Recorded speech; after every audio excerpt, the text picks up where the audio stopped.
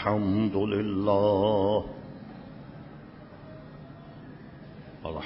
لله نحمده ونستعينه ونستغفره ونؤمن به ونتوكل عليه ونعوذ بالله من شرور أنفسنا ومن سيئات أعمالنا من يهده الله فلا مضل له ومن يضلله فلا هادي له ونشهد أن لا إله إلا الله وحده لا شريك له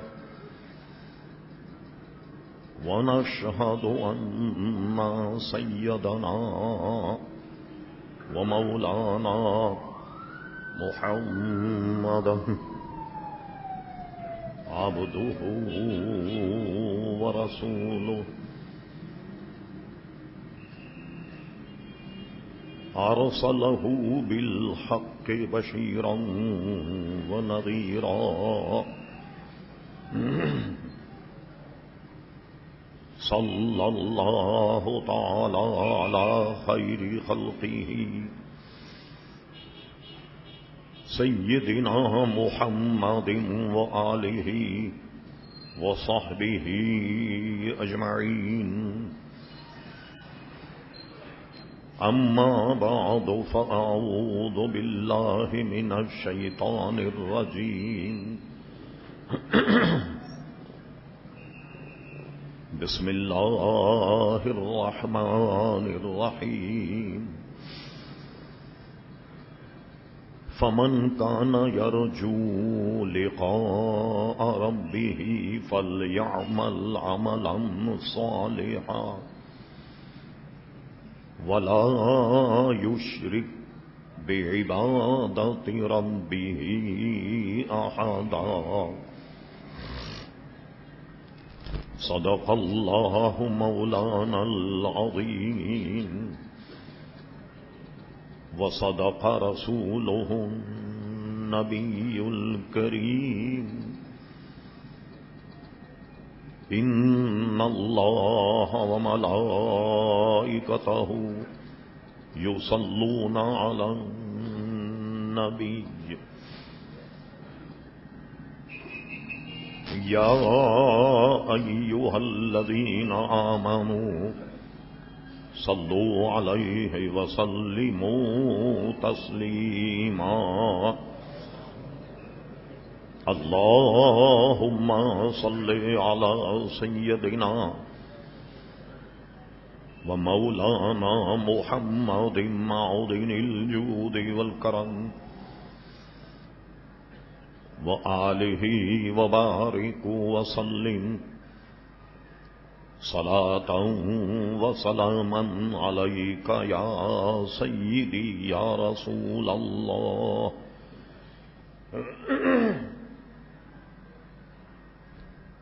محترم حضرات،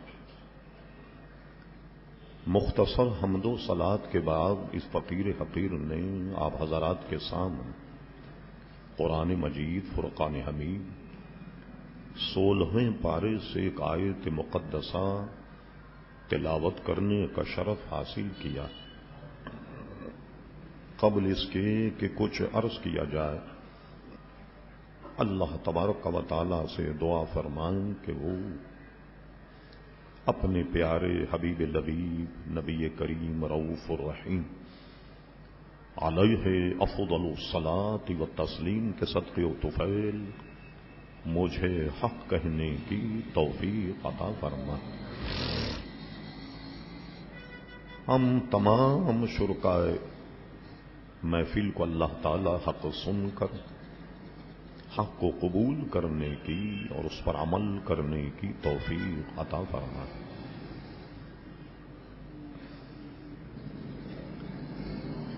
ہم نے جو آیت مقدسہ تلاوت کی، اسی کے تحت ہم نے گزشتہ جمعے کچھ عرض کیا تھا۔ وہ یہ تھا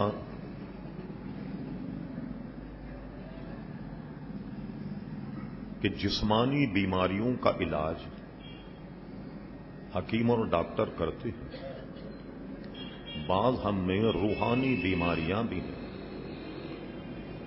اور خرابیاں بھی ہیں۔ ہم روحانی بیماریوں کی طرف آپ کی توجہ مبذول کرانا چاہتے ہیں۔ آپ کو یہ یاد ہوگا گزشتہ ہم نے آغاز گفتگو میں یہ کہا، یہ کیا بات ہے، ہم لوگ نیکی کرتے ہیں مگر اس کے اثرات ہم پر مرتب نہیں ہوتے۔ روزہ رکھتے ہیں، روزہ رکھنے کا ایک مطلب تقوی ہے، لیکن ہم میں تقوی پیدا نہیں ہو رہا۔ نماز پڑھتے ہیں تو نماز تو برائیوں سے روکتی ہے، لیکن ہم نماز بھی پڑھتے ہیں، برائیوں میں بھی مبتلا ہیں۔ وجہ کیا ہے؟ حج کرتے ہیں، حج کرنے کے بعد اس کے اثرات ہم پر مرتب نہیں ہوتے۔ حج کرنے سے پہلے کی جو زندگی ہے، حج کرنے کے بعد حج کے اثرات ہم پر مرتب نہیں۔ تو ہم نے یہ عرض کیا تھا کہ اس بیماری کا نام یہ ہے کہ ہم میں خلوص نہیں رہا۔ اگر ہم میں اخلاص ہو، یہ سارے کام جب ہم کرتے ہیں تو اس کے اثرات بھی مرتب ہوں گے، لیکن جب کہ ہر نیک کام خالصتاً اللہ تبارک و تعالیٰ کی رضا اور اس کی لقاء کے لیے کیا جائے۔ اور آیت کریمہ جسے ہم نے عنوان بنایا، دوبارہ اس کا ترجمہ سنیے اور اسی سلسلے کو ہم آگے بڑھاتے۔ ارشاد باری تعالیٰ و فمن کانا یرجو لقاء ربہ، تم میں جو آدمی اللہ تبارک و تعالیٰ کی لقاء یعنی اس کے دیدار کا متمنی ہو، بس اس کو چاہیے کہ عمل صالح خالصتاً اللہ تبارک و تعالیٰ کے لیے کرے۔ فَلْيَعْمَلْ عَمَلًا صَالِحًا، خالصتاً اللہ تبارک و تعالیٰ کے لیے کرے۔ وَلَا يُشْرِكْ بِعِبَادَتِهِ رَبِّهِ أَحَدًا، اور اللہ تبارک و تعالیٰ کی عبادت میں کسی کو شریک نہیں ٹھہرایا۔ یہ ہم نے عرض کیا تھا کہ شرک کی دو قسمیں ہیں، ایک شرک جلی ہے، جیسے بتوں کی پرستش ہے، آگ کی پرستش ہے۔ عیسائی عیسیٰ علیہ السلام کو اللہ کا بیٹا کہتے ہیں، معاذ اللہ۔ یہودی حضرت عزیر علیہ السلام کو اللہ کا بیٹا کہتے ہیں، معاذ اللہ۔ تو کیا یہ شرک سے مراد وہ ہے؟ اکابر علماء فرماتے نہیں، شرک سے مراد ہے دکھاوا، اخلاص کا نہ ہونا۔ جب عبادت میں دکھاوا پیدا ہو جائے، ریاکاری پیدا ہو جائے، تو اس کو شرک خفی کہا جاتا ہے کہ یہ چھوٹا شرک۔ اور اس پر ایک حدیث بھی ہے کہ حضور علیہ السلام نے فرمایا، یہ بہت توجہ سے، ایک بڑا بیچ میں ایک مسئلہ ہے، پھر ہم آگے چلتے۔ فرمایا میں اپنی امت کے متعلق یہ خطرہ نہیں کرتا کہ وہ شرک کرے گی، کبھی میری امت شرک نہیں کرے گی، نہ وہ بتوں کو پوجے گی، نہ عیسیٰ علیہ السلام کو خدا کا بیٹا کہے گی، نہ عزیر علیہ السلام کو خدا کا بیٹا کہے گی، وہ شرک تو کرے گی نہیں۔ یہ تو صاف حضور نے منع فرما دیا۔ ایک بات تو اس سے پتہ لگا کہ عام امت مسلمہ پر بار بار شرک کا فتویٰ لگانا، اگر وہ حضور کے نام پر انگوٹھی چومے تو وہ شرک، حضور پر درود و سلام پڑے تو کہتے ہیں وہ مشرک ہو جائے، مزارات کی حاضری پر جائے تو مشرک ہو جائے گا، اولیاء کرام سے قرب حاصل کرے تو مشرک ہو جائے گا۔ اس بات کی تردید تو پیارے مصطفیٰ نے خود فرما دی کہ میری امت شرک نہیں کرے گی، البتہ جس شرک میں مبتلا ہوگی وہ مجھے خطرہ یہ ہے ان میں دکھاوا پیدا ہو جائے گا، تصنع پیدا ہو جائے گا، اس لیے اس کو شرک خفی کہا گیا۔ یہ چھوٹے شرک میں میری امت مبتلا ہو جائے گی تو، لیکن وہ شرک میری امت نہیں کرے گی کہ جس کو ہم شرک جلی کہتے، اس کی تو حضور نے خود ضمانت دے دی لہذا عام مسلمین کو کہنا یہ مشرک، یہ مشرک، یہ مشرک، یہ شرک، یہ بات احادیث مقدسہ کے یکسر خلاف ہے، اور یہ بہت طویل عنوان، اس پہ ہم گفتگو نہیں کر رہے۔ ضمناً ہم نے یہ کہا کہ حضور علیہ السلام نے یہ خطرہ ضرور ظاہر فرمایا کہ میری امت شرک خفی میں مبتلا ہو جائے گی، ریاکاری اور تصنع میں مبتلا ہو جائے گی۔ ابو لیث سمرقندی ایک بہت بڑے محدث گزرے ہیں، سمرقند کے رہنے والے، اور یہ 4 صدی ہجری کے بہت بڑے محدث ہیں۔ غالباً ان کا انتقال 335 ہجری میں ہوا۔ علامہ سمرقندی لکھتے ہیں کہ مجاہد نے نقل فرمایا، جو بہت بڑے امام ہیں تفسیر کے، حضرت مجاہد سے یہ قول منسوب ہے، ایک شخص حضور کی بارگاہ میں آیا، آنے کے بعد کہنے لگا، اے اللہ کے نبی صلی اللہ علیہ وسلم، میں اپنا مال خالصتاً اللہ کے لیے خرچ کرتا ہوں، اور اس میں کوئی ریاکاری، کوئی تصنع نہیں، کوئی اور مجھے نیکی بتا دیجیے۔ یعنی اس سے یہ تھا کہ حضور اس سے بڑھ کر کوئی اور نیکی بتائیں گے؟ مجاہد کا قول ہے، جو بہت بڑے مفسر ہیں، جس کو علامہ سمرقندی نے نقل کیا، ان کے اس پوچھنے پر یہ آیت نازل ہوئی، فمن کان یرجو لقاء ربہ فلیعمل عملا صالحا۔ تو اس کے شان نزول میں علامہ سمرقندی رحمۃ اللہ علیہ کا عزیزان گرامی قول یہ۔ اب آئیے امام غزالی بڑے نباز تھے، اور امت کی نبض پر ان کا ہاتھ تھا، اور ایک ایک برائیوں کو جو بیان کیا ہے، سبحان اللہ، اپنی مثال آپ دلائل سے، مثال سے، وغیرہ وغیرہ۔ حضرت امام غزالی نے یہ روایت نقل فرمائی اپنی کتاب کیمیائے سعادت میں۔ کہتے ہیں اللہ تبارک و تعالی نے جب پہاڑوں کو پیدا فرمایا، جب اللہ تبارک و تعالی زمین اور آسمان کو پیدا کرنا چاہا تو اس زمین کو پیدا کیا، پھر پہاڑوں کو پیدا کیا، بڑے بڑے پہاڑ، آسمان کو چھونے والے۔ فرشتوں نے دیکھ کر کے یہ کہا کہ لگتا ہے کہ اللہ تبارک و تعالیٰ کی مخلوق میں سب سے بڑی مخلوق پہاڑ ہے۔ یہ آپس میں فرشتوں نے سرگوشی کی یا مشورہ کیا۔ پھر اللہ تبارک و تعالیٰ نے پہاڑ کو پیدا کرنے کے بعد لوہے کو پیدا فرمایا۔ آپ جانتے ہیں کہ لوہا پہاڑوں کو کاٹ دیتا۔ جب لوہا پیدا کیا تو فرشتے کہنے لگے نہیں، ہم سمجھ نہیں پائے، گویا سب سے قوی مخلوق جو اللہ تعالیٰ نے پیدا کی ہے وہ لوہا ہے، جیسا کہ قرآن مجید فرقان حمید فرما، وَأَنزَلْنَا الْحَدِيدَ فِيهِ بَأْسٌ شَدِيدٌ وَمَنَافِعُ لِلنَّاسِ۔ ہم نے لوہا پیدا کیا اور اس میں بڑی قوت اور طاقت ہے، وَمَنَافِعُ لِلنَّاسِ، اور انسانوں کے اس میں بڑا نفع ہے۔ یہ دیکھیے 1400 برس پہلے آیت اتری، اور آج آپ بتائیے اگر لوہا آپ سے چھین لیا جائے کوئی کام چلے گا آپ کا؟ یہ تو اللہ تعالیٰ نے 1400 برس پہلے بتا دیا کہ ہم نے لوہا اتارا، اور لوہے میں بڑی قوت اور بڑی طاقت ہے، اور منافع للناس، اور اس میں انسانوں کے لیے بہت بڑے نفع کی چیز ہے۔ فرشتوں نے کہا کہ پھر سب سے بڑی قوی مخلوق ایسا لگتا ہے کہ لوہا ہے۔ یہ فرشتوں نے سرگوشی کی۔ پھر اللہ تبارک و تعالیٰ نے آگ کو پیدا فرمایا۔ آپ نے دیکھا کہ آگ لوہے کو گلا دیتی، لوہے کو پگھلا دیتی، تو فرشتوں نے کہا، رائے بدل دی، ایسا لگتا ہے کہ اللہ تبارک و تعالیٰ نے سب سے بڑی مخلوق جو ہے وہ آگ ہے، آگ کو پیدا فرمایا۔ لیجیے پھر رب کریم نے پانی کو پیدا فرما دیا۔ اب کیا ہوا؟ پانی نے آگ کو بجھا دیا۔ اب فرشتے کہنے لگے لگتا یہ ہے کہ اللہ تبارک و تعالیٰ نے سب سے بڑی مخلوق جو ہے وہ گویا پانی ہے۔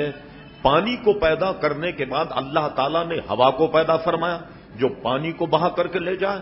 اب فرشتے کہنے لگے لگتا ہے کہ سب سے قوی مخلوق جو ہے وہ ہوا ہے جو پانی کو بہا کر لے جاتی۔ مگر فرشتوں نے کہا ہم ایسا کیوں نہیں کر لیتے؟ خلاق عالم سے پوچھیں، اللہ تبارک و تعالیٰ سے پوچھیں، اے اللہ تبارک و تعالیٰ تیرے تمام مخلوقات میں سب سے قوی اور سب سے مضبوط مخلوق کون سی ہے؟ اللہ تبارک و تعالیٰ نے فرمایا فرشتوں سنو، نہ پہاڑ قوی مخلوق ہے، نہ لوہا قوی مخلوق ہے، نہ آگ قوی مخلوق ہے، نہ پانی قوی یعنی مضبوط مخلوق ہے، اور نہ ہوا۔ سب سے بڑی بہترین مخلوق میرے نظر میں وہ ہے کہ جب وہ اللہ کے راستے میں صدقہ دے اور کسی کی مدد کرے یا کہیں دے تو ایسا دے کہ اس کے الٹے ہاتھ کو خبر نہ ہو۔ آدمی تو آدمی ہے، دوست احباب تو اپنی جگہ، آپ کے اعز اقربا تو اپنی جگہ، جب وہ اللہ کے راستے میں دے تو ایسے دے کہ اس کے الٹے ہاتھ کو بھی خبر نہ ہو۔ تو معلوم یہ ہوا کہ یہ صدقات ایسے دیے جائیں کسی کو کانوں کان خبر نہ ہو، بلکہ فرما اس کے الٹے ہاتھ کو خبر نہ ہو۔ فرما یہ میرے نزدیک سب سے قوی مخلوق ہے۔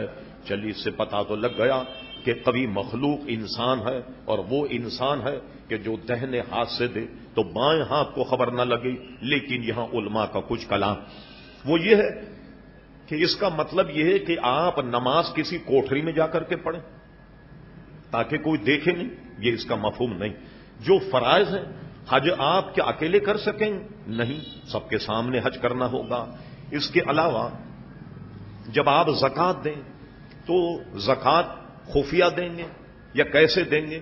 علماء فرماتے ہیں یہ کام نیت اصل مسئلہ ہے، یہ کام للہیت کے ساتھ کریں جس میں ریا نہ ہو، جس میں تصنع نہ ہو، تاکہ یہ کام لوگوں کے کرنے پر معیت اور مددگار ثابت ہوں۔ مثال کے طور پر حضور علیہ السلام نے فرمایا کسی آدمی کو مسجد میں آتا جاتا دیکھو، نماز پڑھتے ہوئے دیکھو اور وہ انتقال کر جائے، کوئی تم سے پوچھے کہ یہ بتاؤ مرنے والا کیسا تھا، اگر تم نے اسے نماز میں دیکھا، مسجد میں دیکھا، تو تم گواہی دو کہ یہ مسلمان ہے کیونکہ ہم نے اسے مسجد میں دیکھا ہے وغیرہ۔ اس کی ایک تفصیل الگ ہے۔ کیا مطلب ہوا؟ اصل معاملہ ہوا نیت کا۔ نیت اگر دکھاوے کی ہو یہ سب بیکار ہو جائے گا، اور نیت اگر للہیت کی ہو تو اللہ تبارک و تعالی سارے کام عزیزان گرامی بنا دیتا ہے۔ اب بات وہیں پہنچی کہ آدمی کے عمل میں اخلاص ہو، اور اخلاص کی ضد جو ہے وہ ہے تصنع، ریاکاری۔ اس سے آدمی کو بچنا چاہیے۔ اب امام غزالی اپنی کتاب میں ایک بنی اسرائیل کی عابد کا واقعہ نقل کرتے ہیں کہ جس سے بات سمجھ میں آ جائے۔ فرماتے ہیں بنی اسرائیل کا ایک عابد تھا، اور اسے پتہ لگا کہ لوگوں نے ایک درخت کی پرستی شروع کر دی۔ وہ کلہاڑا کندھے پہ لاد کر نکلا درخت کو کاٹنے کے لیے، تاکہ اس جڑی کو کاٹ دیا جائے کہ جس کی درخت کی پوجا جو ہے وہ لوگ کرتے ہیں۔ اور آپ جو ہندوستانی تہذیب کو جانتے ہیں، آج بھی لوگ درختوں کی پوجا کرتے ہیں، جیسے پیپل اور بڑ کا درخت جو ہے ہندو اسے بھی اپنا دیوتا مانتے ہیں اور اسے بھی پوجتے ہیں۔ بلکہ غیر منقسم ہندوستان یعنی جب تک تقسیم نہیں ہوئی تو محرم کے جلوس نکلتے تھے، ہمارے یہاں بھی نکلتے ہیں، تو وہ علم ہوتا تھا، وہ علم جا رہا ہے۔ اب شیعوں کا مسلک کیا ہے کہ علم جو ہے وہ نیچے نہیں ہوگا۔ اب لیجیے پیپل کا درخت آ گیا بیچ میں، اب کیا کیا جائے؟ اب پیپل کا درخت کاٹا جائے تو ہندو ناراض، علم اگر نیچے جھکائیں ان کا نکاح ٹوٹ جائے، اب کیا کیا جائے؟ لیجیے ایک مصیبت ہنگامہ ہندوستان میں کھڑا ہوتا، نہ یہ اپنے خدا کو نیچے جھکاتے نہ وہ اپنے خدا کی شاخیں کاٹتے۔ تو اللہ اکبر، یہ خود ساختہ خداؤں کا معاملہ تو ایسا ہی ہے۔ تو ان کے مذہب میں تو یہ کہ ایک مرتبہ یہاں لیاقت آباد میں بہت بڑا ہنگامہ ہوا، جس کو ہم نے جا کر کے وہاں کچھ سنبھالا۔ صرف ایک بینر لگا ہوا تھا جس میں خلفائے راشدین کے نام تھے۔ شیعہ حضرات کہنے لگے اس کے نیچے سے جلوس نہیں نکلے گا، اس کو نکالا جائے۔ کیوں؟ کہنے لگے خلفائے راشدین کے جو تمہارے نام لکھے ہیں اس کے نیچے سے ہم نکل گئے تو ہم سب کا نکاح ٹوٹ جائے گا۔ عجیب و غریب قسم کا نکاح۔ اللہ اکبر، درختوں کو پوجنے کا آج بھی معاملہ موجود ہے، اور آج بھی درختوں کو پوجا جاتا۔ اس نے کوڑھا لیا، کہنے لگے میں ان لوگوں کو گمراہی سے بچاؤں گا اور اس درخت کو کاٹوں گا۔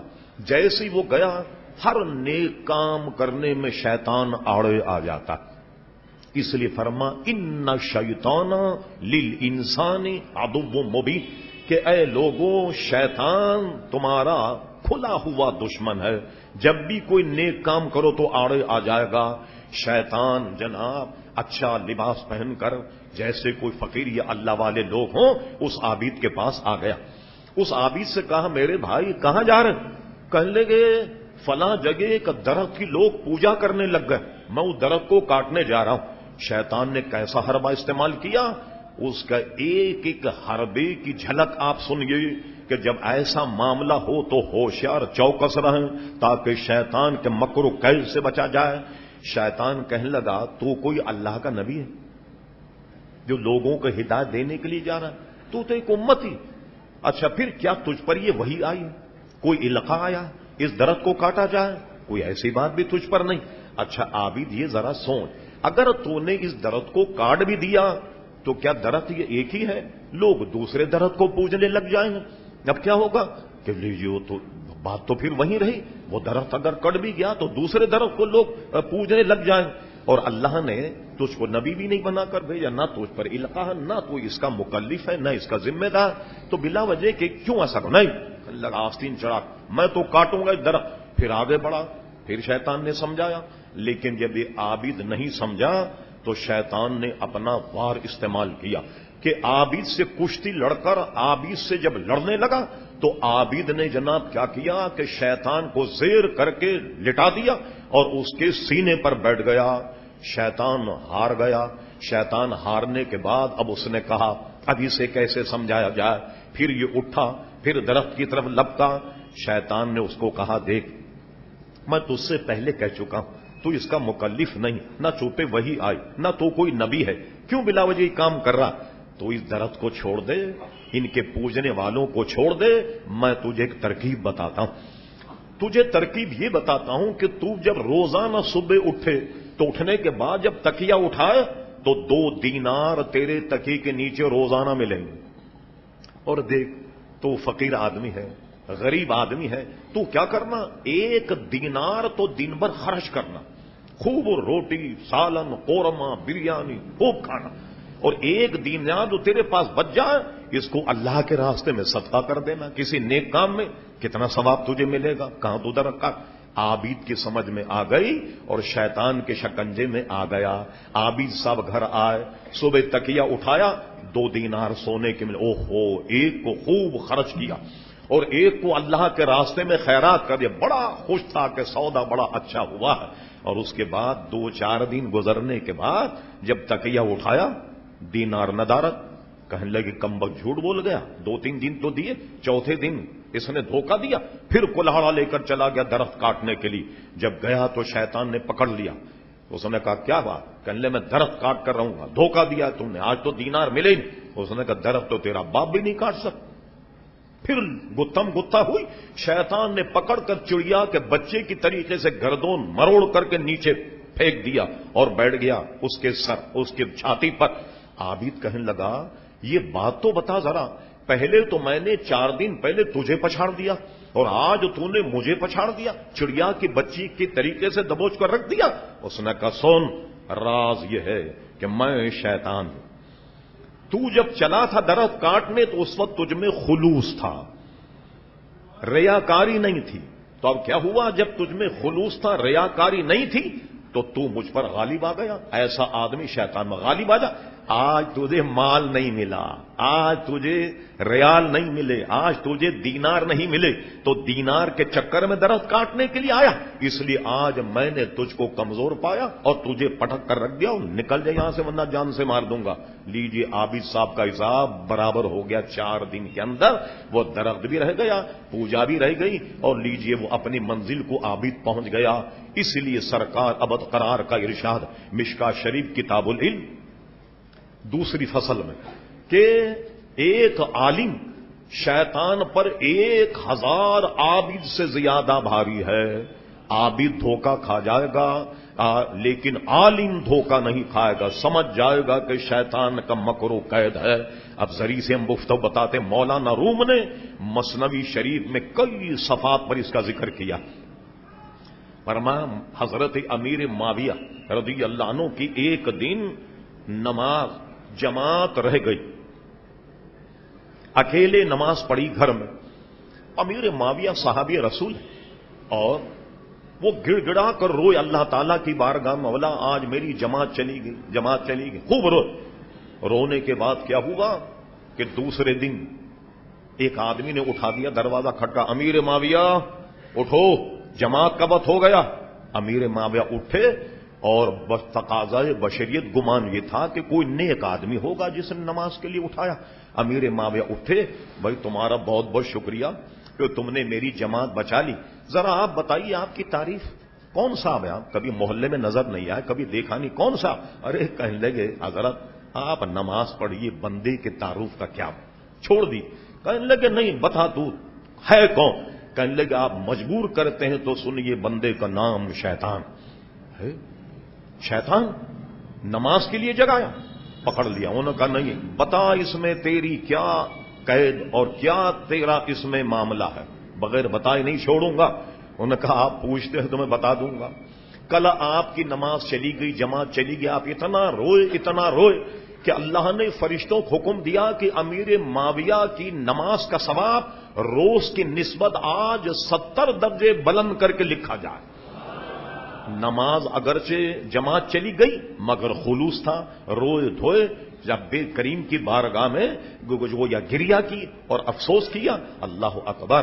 اور اس کے بعد میں نے سوچا کہ آج بھی آپ کی آنکھ لگ گئی تو آج بھی آپ جماعت کے بغیر نماز پڑھیں گے تو ویسے ہی روئیں گے جیسا کل روئے تھے، اور رب کریم پھر آپ کا ثواب 70 درجے بلند کر کے لکھے گا۔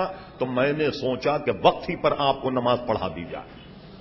دیکھا آپ نے، اٹھا رہا ہے نماز کے لیے مگر اس کے شیطان کا عزیزان گرامی مکر و قید اس کے پیچھے لگا ہوا۔ غفلت میں چلی جائے تو معاف ہے، لیکن دیکھیے مشائخ کا معمول سنیے کیا۔ ہمارے دادا استاد صدر الشریعہ بدو طریق حضرت اللہ مولانا امجد علی صاحب رحمت اللہ مصنف بہار شریعت اجمیر شریف کے سفر پر اچانک بخار آیا، طبیعت خراب ہو گئی۔ توجہ کیجیے، بات مختصر مگر آدمی کا دل ہلانے کے لیے بہت کافی۔ نماز اثر چلی گئی، بخار کی حالت، مغرب میں اٹھے تو مغرب کا وقت تھا، مغرب کی نماز پڑھی اور عصر کی قضا پڑھی، سخت افسوس کرنے لگے۔ شاگردوں نے کہا، بڑے لائق فائق شاگرد تھے، کہنے لگے حضور آپ تو حدیث پڑھاتے ہیں، آپ تو فقہ پڑھاتے ہیں، تو آپ اتنا رو رہے ہیں، جبکہ حدیث شریف میں ہے کہ غفلت میں نماز چلی جائے، آدمی سوتا رہے، چلی گئی نماز تو اللہ تعالیٰ کے یہاں تو یہ معصیت نہیں، یہ تو معاف۔ فرما بات تو تم ٹھیک کہتے ہو کہ اگر غفلت میں نماز چلی جائے، سونے میں یا مرض میں نماز چلی جائے، معاف تو ہے، اس کی تاخیر ادا تو کرنی ہوگی، مگر ایک مرتبہ اللہ کے دربار کی حاضری سے تو محروم رہ گئے یا نہیں؟ ایک حاضری سے محروم رہ گئے اللہ تبارک و تعالیٰ کے دربار کی، اگرچہ یہ معصیت اور گناہ نہ ہو۔ یہ دیکھیے ہمارے مشائخ کرام اس قدر اس کی حفاظت کرتے تھے تو عزیزان گرامی آبی چکر میں آن کر اور جناب اس پر وہ عابد پر غالب آ گیا، اور وہ چونکہ پہلے اس میں خلوص تھا تو شیطان غالب تھا، اور اس میں کیا ہوا جب خلوص ختم ہو گیا اب شیطان اس پر غالب آ گیا۔ یا ایک ضمناً واقعہ میں بتاتا ہوں، لوگ اس سے کہ ناجائز فائدہ اٹھاتے ہیں، اس کا بھی قلا کما ہو جائے۔ اچانک مجھے بات یاد آ گئی، وہ سنیے کیا۔ میں نے ایک مرتبہ تفصیل سے عرض کیا تھا صلح حدیبیہ۔ صلح حدیبیہ جب ہوئی تو ہم اس طرف نہیں جاتے۔ حضرت عثمان مکہ گئے ہوئے تھے مذاکرات کی رضی اللہ عنہ، کافروں نے کہا کہ نہیں، ہم تمہارے نبی کو عمرے کی اجازت نہیں دیتے۔ بڑا مسئلہ پیدا ہو گیا، حضرت عثمان کو بھیجا کہ آپ مذاکرات کریں، ہمارا مطلب لڑنا جھگڑنا جنگ کرنا نہیں، ہم اور ہمارے نبی آئیں گے، کعبے کا طواف کریں گے، صفا مروہ کریں گے، سر منڈائیں گے، حلق کریں گے اور چلے جائیں۔ انہوں نے کہا نہیں۔ ایک معاہدہ ہوا۔ اب کیا ہوا، حضرت عثمان کو یہاں پہنچنے میں کچھ دیر ہو گئی، کسی طرح یہ فضا گرم ہو گئی کہ شاید حضرت عثمان رضی اللہ عنہ کو قتل کر دیا گیا، تو لوگوں نے صحابہ کرام علیہم رضوان حضور کے ہاتھ پر بیعت کی، جو بیعت رضوان کہلاتی۔ حسن اتفاق کہیے، ایک درخت تھا، اس درخت کے نیچے حضور علیہ السلام کے ہاتھ پر بیعت کی، جس بیعت کا نقشہ اللہ تبارک و تعالیٰ نے قرآن مجید فرقان حمید میں ارشاد فرما، ان الذین یبایعونک انما یبایعون اللہ ید اللہ فوق ایدیہم۔ اے میرے محبوب، جنہوں نے تمہارے ہاتھ پر بیعت کی بظاہر تو تمہارا ہاتھ تھا مگر حقیقت میں انہوں نے تو اللہ کے دست قدرت پر بیعت کی، اور ید اللہ فوق ایدیہم، ان کے ہاتھوں پر بھی خدا تھا۔ اس لیے صحابہ کرام علیہم رضوان نے جو فضائل و مناقب بیان کی جاتے ہیں، خلفاء راشدین کے بعد میں اولو العزم صحابہ، ان کے بعد بدری صحابہ، اور بدری صحابہ کے بعد جو حضرات بیت رضوان میں شامل تھے، پھر ان کی فضیلت ہے، اس لیے کہ فضیلت کو قرآن مجید فرقان حمید بیان فرما دیا۔ چلیے آیا گیا واقعہ ختم ہو گیا۔ اب کیا کرتے کچھ لوگ، لین دین کا اپنا مسئلہ ہوتا تو انہوں نے کیا کیا، کہنے لگے چلو اس درخت کے نیچے چلتے ہیں اور ہم عہد کرتے ہیں۔ لیجئے، جہاں یہ عہد ہوا تھا بیت رضوان، تو دونوں پارٹیاں درخت کے نیچے آتی اور معاہدہ کرتی، بھائی دیکھو ہم تمہیں اتنا پیسہ دے رہے ہیں، تم واپس کرو گے یا نہیں؟ انہوں نے کہا اتنے دن میں تمہیں واپس کر دو گے، یہ بیت رضوان والا درخت اس کے نیچے کھڑے ہو، اس کو یاد رکھنا۔ لوگ اس کا ایفا کرتے، اس عہد کو پورا کرتے۔ ایک رواج ہو گیا کہ بھائی لوگ اس کے آن کر ایک تو برکت حاصل کرتے کہ اس کے نیچے بیت رضوان ہوئی، اور ایک یہ کہ معاہدے کی پاسداری کیا کرتے۔ یہ سلسلہ چلنے لگا۔ کہا یہ جاتا ہے حضرت عمر فاروق نے دیکھا کہ درخت کی پوجا ہونے لگ گئی، درخت کی پرستش کرنے لگ گئے، تو حضرت عمر فاروق اس درخت کو کٹوا دیا، اور درخت کو کٹوا دیا، اور اس کے بعد یہ مسائل جنم لیے، یہ وہابی ذہنیت، یہ مسائل جنم لیے کہ کسی چیز سے کسی نبی کا کوئی تعلق ہو جائے وہ قابل تعظیم نہیں رہتی، وغیرہ وغیرہ۔ حالانکہ اس پر ہم نے پوری کتاب لکھی، ابھی آپ فرصت ہو تو پڑھ لیجئے گا، توسل اور مزارات اولیاء پر حاضری پر پورا، اور اس میں ہم نے یہ تمام مثالیں دی۔ ایک صحابی دوسرے صحابی سے کہتے ہیں آؤ میرے گھر، میں تمہیں اس پیالے سے پانی پلاؤں گا جس سے حضور نے پانی پیا۔ وہ ان کے گھر گئے تو پیالہ ان کے سامنے رکھا پانی، فرما یہاں سے پانی پیو کہ حضور کے لبھائے مبارک کا یہاں سے لگے۔ انہوں نے اس سے پانی پیا۔ اور ایک روایت یہ ہے، حضور کو ایک صحابی اپنے گھر لائے، کہا حضور آپ گھر میں کسی حصے میں نماز پڑھ لیں تاکہ میں اسے برکت والی جگہ بنا دوں، پھر وہی نماز میں پڑھوں گا گھر میں۔ تو کہا یہ جگہ ہے، یہاں آپ نماز پڑھ لیں۔ حضور نے نماز پڑھی، جتنی گھر میں وہ نمازیں پڑھتے اسی جگہ نماز پڑھتے جہاں نبی کریم علیہ السلام نے نماز، بلکہ ایک صحابی کو دعوت دے کر لائے کہ تم آؤ میرے گھر چلو۔ انہوں نے کہا کیا کرنا ہے گھر جا کر؟ کوئی روٹی کھانی؟ ارے کہا تم چلو، میں تمہیں وہاں نماز پڑھاؤں گا جہاں پیارے مصطفیٰ نے نماز پڑھی۔ ایک صحابی کہتے میرے پاس حضور کی کمان تھی، قسم خدا کہ میں اسے بغیر وضو کے کبھی ہاتھ نہیں لگایا کرتا۔ تو جس شے کو نسبت ہو جائے اللہ کے نیک بندوں سے، ہم اہل سنت جماعت اس کی تعظیم کرتے۔ اور امام بخاری نے بخاری تو لوگ کرتے، امام بخاری تو جناب پورا باب اس پر باندھا، اور یہی کہا جا سکتا ہے یا نہیں کہ جناب کیا علم سیکھا پر دینداری نہ آئی، بخار آ گیا پر بخاری نہیں آئی۔ یہ باب تو پورا بخاری میں موجود کہ حضرت عمر فاروق نے دیکھا کہ لوگ شرک میں مبتلا ہو گئے، عمر فاروق نے اس درخت کو کٹوا کر کے پھینکوا دیا۔ تو آپ نے دیکھا کسی شے کو اگر نبی سے نسبت ہو جائے اس کی کوئی تعظیم اور وہ کوئی قابلیت نہیں۔ اب آئیے اس کا جواب آج یا 100-200 سال نہیں، علامہ اسماعیل حقی نے اپنی تفسیر روح البیان میں اس کا جواب دیا۔ علامہ اسماعیل حقی اسی آیت کے تحت ان الذین یبایعونک انما یبایعون اللہ، اس کی تفسیر میں لکھتے ہیں کہ جب یہ بیعت ہوئی، بیعت رضوان، جس درخت کے نیچے خدا کی قدرت کی وہ درخت قدرتی طور پر جنگل سے غائب ہو گئے، قدرتی طور پر وہ درخت جو ہے وہ جنگل سے غائب ہو گیا۔ لوگوں نے کسی دوسرے درخت کو وہ درخت سمجھ کر اور اس کے نیچے عہد و پیما کرنے لگے۔ فاروق اعظم نے کہا یہ تو درخت ہی نہیں کہ جو حضور علیہ السلام سے نسبت یا بیت رضوان سے نسبت، اس لیے حضرت عمر فاروق نے وہ درخت کٹوا دیا۔ جو لوگ اس درخت سے ہمارے درخت کو جوڑنے کی کوشش کرتے ہیں، اس کی قلعی علامہ اسماعیل حقی رحمۃ اللہ علیہ اپنی تفسیر روح البیان میں عزیزان گرامی فرما دیے۔ ضمناً یہ بات نکل آئی تو میں نے عرض کیا تو اس عابد کو اس نے کس لیے شکست دی کہ اس میں تصنع آ گیا، ریاکاری آ گئی، دکھاوا آ گیا، اب اس کی طاقت ختم ہو کر رہ گئی۔ اب آئیے یہ باتیں آپ نے سن لی، اب آئیے چند آثار پر ہم کلام کرتے۔ کچھ صحابہ کرام علیہم رضوان، کچھ اکابر علماء کے نظیریں اس کے سامنے پیش کرتے ہیں۔ قرآن اور سنت سے آپ نے مسئلہ سمجھ لیا، اب آئیے امام غزالی لکھتے ہیں کہ حضرت فاروق اعظم رضی اللہ عنہ ایک مرتبہ، اور یہ بعض آپ کے ذہن میں رہے کہ میری مراد کوئی شخص نہیں یا کسی کو میں ہدف بنا کر کلام کر رہا ہوں، اللہ تعالیٰ معاف فرما، یہ مجھے بھی اس میں دعوت فکر آپ کو بھی ہونی چاہیے. یہ بیماری ہر آدمی میں موجود. اس کا علاج ہم وقت کے اعتبار سے ابھی آپ کو بتائیں.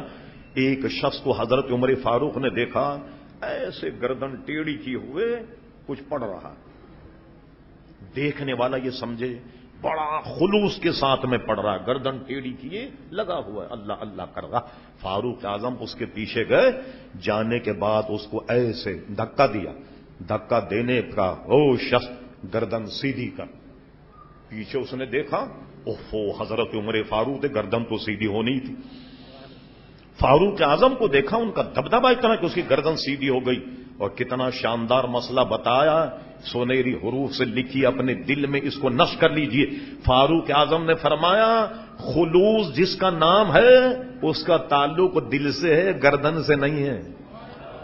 کیا سمجھے؟ للہیت جس کو کہتے ہیں اس کا تعلق تو آدمی کے دل اور قلب سے ہے, کیا گردن سے؟ کہ گردن ٹیڑھی کر کے آدمی کچھ پڑھنے لگ جائے تو دیکھنے والا یہ سمجھے کہ پورا خلوص ہے. اللہ اکبر. اسی طرح کے صحابی رسول ہیں حضرت ابو امامہ رضی اللہ عنہ. وہ مسجد میں آئے, ایک شخص کو سجدے میں گڑ گڑاتے ہوئے دیکھا, ہاتھ پھیلا ہوئے رو رہا ہے, زاروں قطار رو رہا. آپ اس کے قریب گئے وقت مناسب اور اس کو کہا میرے بھائی یہ کام اگر تو اپنے گھر میں کرتا تو تجھ جیسا کوئی آدمی نہیں ہوتا. یہ کام تو لوگوں کے سامنے کر رہا ہے, ہر آدمی دیکھ رہا ہے کہ سجدے میں پڑا ہوا اللہ سے گریا وہ زاری کر رہا ہے, اللہ تبارک و تعالی سے لو لگا ہوا. یہ کام کوئی لوگوں کے سامنے کرنے کا, یہ کام اگر تو اپنے گھر میں کرتا تو تجھ جیسا کوئی آدمی نہیں ہوتا.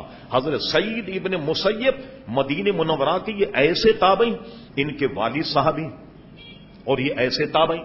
ایک صحابی کو دیکھنے سے کوئی آدمی تابعی ہو جائے, اور حضرت سعید ابن مسیب انہوں نے ہزاروں صحابہ کرام علیہم رضوان کو دیکھا.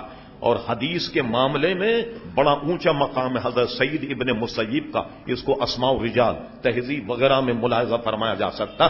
حضرت ابن مسیب سعید بن مسیب سے کسی نے پوچھا کہ کوئی آدمی اگر خرچ کرے یا عبادت کرے اور اس میں ریا شامل ہو جائے تو کیسا؟ فرمایا کیا کوئی آدمی اسے پسند کرے گا کہ اللہ تبارک و تعالیٰ سے اس کی دشمنی ہو جائے؟ کہا نہیں, اسے تو کوئی پسند نہیں کرے گا. فرمایا ایسا آدمی جو نیکی کا کام دکھاوے کے لیے کرے تو گویا اللہ تبارک و تعالیٰ سے جنگ مول لے رہا, اللہ تعالیٰ سے دشمنی مول لے رہا. تو یہ کون اس آدمی اس کو گوارا کرے گا کہ اللہ تبارک و تعالیٰ سے دشمنی مول لے؟ اس کے بعد امام غزالی حضرت فضیل بن عیاض کے قول نقل کرتے ہیں. اللہ اکبر. حضرت فضیل بن عیاض یہ دوسری صدی کے, اس پر حضرت داتا گنبش علی حجویری نے اپنی کتاب کشف المحجوب میں پورا عنوان قائم کر کے فضیل بن عیاض کے واقعات اور ان کی کرامات, ان کی شرافت, ان کا علم, ان کا فضل ایک عنوان بنا کر نقل کیا. اس کی طرف ابھی نہیں جا. فضیل بن عیاض کا دور 200 ہجری کا تھا. میں کیوں کہہ رہا ہوں 200 ہجری کا تھا؟ جو بات کہنے والا ہوں وہ آپ کی سمجھ میں آ جائے. فضیل بن عیاض کہتے ہیں ہم جس دور میں آنکھ کھولی ہم سے پہلے تو للہیت کا دور تھا, خلوص کا دور تھا. ہم جس دور میں جنم لیے ہوئے ہیں, جس میں آنکھیں کھولے ہوئے ہیں, اس میں تو خالصتاً لوگ اللہ کے لیے عبادت کرتے اور عبادت میں ریا کرتے. اور ہم جس دور میں گزر رہے ہیں یہاں حال یہ کہ عبادت سرے سے غائب, خالی تصنع پر گزارا. کیا مطلب ہوا؟ اب میں آپ کو ترجمہ کرتا ہوں تاکہ یہ بات سمجھ میں آ جائے. ایک آدمی روزہ نہیں رکھے ہوئے ہے مگر ہونٹ خشک ہیں, بار بار زبان لگا کر اور ہونٹوں کو صاف کرتا ہے, لوگوں کو پتا چلے کہ حضرت صاحب روزے سے ہیں, اور گویا سوزش کی وجہ سے اور جناب گرمی کی وجہ سے منہ میں تری نہیں, خشکی پیدا ہو گئی. ایک صاحب نماز تو نہیں پڑھ رہے مگر نمازیوں کو دیکھ کر ماتھا رگڑ رہے ہیں تاکہ لوگ یہ سوچیں کہ حضرت نماز پڑھ کے آئے ہیں, اور ماتھے سے اپنے پیشانی سے اپنی مٹی اور خاک کو جھاڑ رہے ہیں, حالانکہ سرے سے نماز ہی نہیں پڑھی. اللہ اکبر. ہم ایک مسجد کی افتتاح میں گئے, یہ واقعہ ہے بھینس کالونی کی طرف کا. چلیے صاحب نئی مسجد بنی, ایک بلڈر نے پلاٹ دے دیا ہمیں, کہا صاحب اس پہ مسجد اور مدرسہ بنائی گا. چلیے مسجد کے لیے ہم نے چندہ کیا, جیسے ہم بڑے بڑے لوگ آئے. آنے کے بعد کیا ہوا, ایک صاحب آئے, بھائی 10 روپے لے لو بھائی, 5 روپے لے لو بھائی, 1000 لے لو, بڑی رقمیں تھیں 5,000، کہنے میں بعد میں دوں گا، لکھ لو بھائی نام ٹیلی فون نمبر، کسی نے کہا 10,000 لکھ لی ان کے بعد، ایک بہت بڑے وہاں کے چودھری اور وڈیرا کہنے میرے 30,000 روپے لکھو، کہا 30,000 لکھ، مولانا چکر لگاتے لگاتے پریشان ہو گئے مگر 30,000 نہیں دی، لوگوں میں خوب نعرہ لگا بھائی ماشاءاللہ بھائی دیکھو سب سے بڑی رقم انہوں نے دی ہے 30,000 روپئے۔ اب مولانا نے ایک دن تنگ آ کر کے یہ کہا کہ بھائی جب آپ کو دینا نہیں تھا تو لکھوایا کیوں؟ کہنے لکھوانا کوئی گناہ ہے؟ اگر کہہ دیا تو کوئی برائی کی، اگر اعلان کر دیا تو کوئی گناہ کیا؟ یہ ہے فضیل بن عیاض کا مقصد۔ ہم جس دور سے گزر رہے ہیں اس میں سرے سے نیکی نہیں، پورا گزارا دکھاوے ہی کے اوپر ہو رہا ہے۔ اللہ اکبر اللہ اکبر۔ اب آئیے حضرت علی رضی اللہ عنہ کا قول سنیے اور امام غزالی کا تبصرہ، یہ سب ہم ملا کر کے بیان کر رہے ہیں، وقت چونکہ ختم ہو چکا۔ فرمایا ایک تو یہ بیماری ایسی ہے کہ اس کی چال چونٹی کے طریقے سے، چونٹی کے طریقے سے رینگتی ہے آدمی کے، آدمی محسوس بھی نہیں کرتا بیماری، کیونکہ بیماری اگر پتہ لگ جائے تو علاج ہو جائے اس کا یا نہیں، بیماری کا ہی پتہ نہیں لگتا اور آدمی دنیا سے چلا جاتا۔ لیکن حضرت علی کے اقوال کے روشنی میں امام غزالی نے لکھا اس کی کچھ علامتیں ہیں۔ وہ علامتیں کیا ہیں؟ آدمی کوئی اچھے کپڑے وغیرہ پہن کر نکلے تو اس میں یہ ہو کہ لوگ مجھے دیکھیں، لوگ سمجھیں بہت بڑا آدمی۔ اور ایک علامت اس کی کیا ہے، یہ سرسری طور پہ عرض کر رہا ہوں کہ آدمی کہیں جائے بڑا سوٹٹ بوٹٹ میں ہو، اس کے اندر یہ خواہش ہو کہ لوگ کھڑے ہوں اس کے لیے تعظیم کریں، اگر لوگ اس کی تعظیم نہ کریں تو بہت زیادہ ناراض ہوتا ہے دل ہی دل میں، اور آدمی کو یہ خواہش ہوتی ہے اس کو دیکھ کر کے لوگ سلام کریں تاکہ اس کا روک دو کہ بھی دیکھو بڑا معاشرے کا اونچا آدمی لگتا ہے کہ جو جناب ہر آدمی اس کو دیکھ کر کے اور سلام کر رہا۔ اس لیے پیارے مصطفیٰ کا قول ہے کہ جب آدمی سواری پر سوار ہو تو چلنے والے کو سلام کرے تاکہ تکبر کا علاج ہو جائے، غرور کا علاج ہو جائے۔ وہ اپنی 30 لاکھ کی مرسیڈیز میں ہو، روڈ پر جا رہا لوگوں کا السلام علیکم، پتہ لگے کہ یہ تکبر کا علاج ہو جائے۔ عزیزان گرام، اور یہ ایک خواہش اس کی یہ کہ جب وہ آئے تو آنے کے بعد بالکل نمایاں جگہ اسے بٹھایا جائے، بالکل نمایاں جگہ بیٹھے تاکہ لوگ اس کو دیکھیں، اور بعد میں کیا ہو، وہ ہو مہمان خصوصی کی نشست۔ انہوں نے کہا صاحب ذرا ادھر آئیے، سب میں بھری محفل میں اٹھایا جائے گا نہیں اٹھ۔ اس لیے امام اعظم ابو حنیفہ نے اپنے شاگرد کو جو نصیحتیں کی اس میں ایک نصیحت یہ بھی تھی کہ بیٹا سنو، کبھی نمایاں جگہ مت بیٹھنا کہ وہاں سے اٹھائے جاؤ۔ خواہش یہ ہوتی ہے کہ نمایاں جگہ اس کو بٹھایا جائے، لوگ سلام کریں، لوگ اس کی تعظیم کریں، لوگ اس کو واہ واہ کریں، لوگ اس کو جیسا گزشتہ تقریب میں نے کہا، لوگ اس کو شہید کہیں، لوگ اس کو دلیر کہیں، بڑا جناب جنگجو کہیں یا بہت بڑا عالم کہیں، اس کی تفسیر کا، اس کی حدیث کا، اس کی اقوال کا اور اس کی خطابت کا لوہا مان لیا جائے، اور اس کی جب خیرات کرے لوگ اسے مخیر کہنے لگ جائیں۔ اور ان علامتوں ایک علامت یہ ہے، فرمایا جب آدمی اکیلے میں ہو سست بیٹھا ہوگا، نماز بھی آڑی ترچھی پڑھ لے گا، کوئی دیکھ نہیں رہا۔ جب آدمی دیکھے تو بڑے قاعدے سے نماز پڑھے گا، گردن جھکی ہوگی، سجدے بڑا قرینے سے کرے گا، رکوع بڑے طریقے سے کرے گا کہ لوگ دیکھ کر کہیں تو بھائی بڑا اللہ والا آدمی، بڑی اچھی قسمت۔ اور اکیلے میں اگر جائے لیجیے سنت بھی غائب، فرض بھی غائب، اور ایسے پڑھے تو چل میں آیا، لیکن لوگ دیکھیں تو لوگ دیکھیں بہت اچھی بڑے قرینے طریقے سے نماز پڑھ رہا ہے، یہ بیماری کی علامتیں ہیں۔ اور ایک بات امام غزالی یہ لکھی کہ جب ایسے بیٹھا کوئی نہیں دیکھ رہا، چپ چاپ بیٹھا ہوا، یعنی کیا سوچ رہا ہوں بال بچوں کا، دال کا، چاول کا، اور آج کل شکر کا اور گندم کا، یہ جناب سوچ رہا، اور جیسی کوئی آدمی اسے دیکھنے لگے فوراً منہ چلانے لگ جائے، فوراً تسبیح کے دانے چلنے لگ جائیں تاکہ دیکھنے والا یہ سمجھے کہ حضرت صاحب تو ہمیشہ ذکر اللہ میں مصروف ہوتے ہیں، فوراً اللہ اللہ کرنے لگ جاتے ہیں۔ فرمایا یہ اس کی علامتیں ہیں، یہ علامتیں جس میں پائی جائیں سمجھ لو کہ ریاکاری کا شکار ہے، وہ تصنع کا شکار۔ اس لیے جو کام کرو خالصتاً اللہ کے لیے کرو۔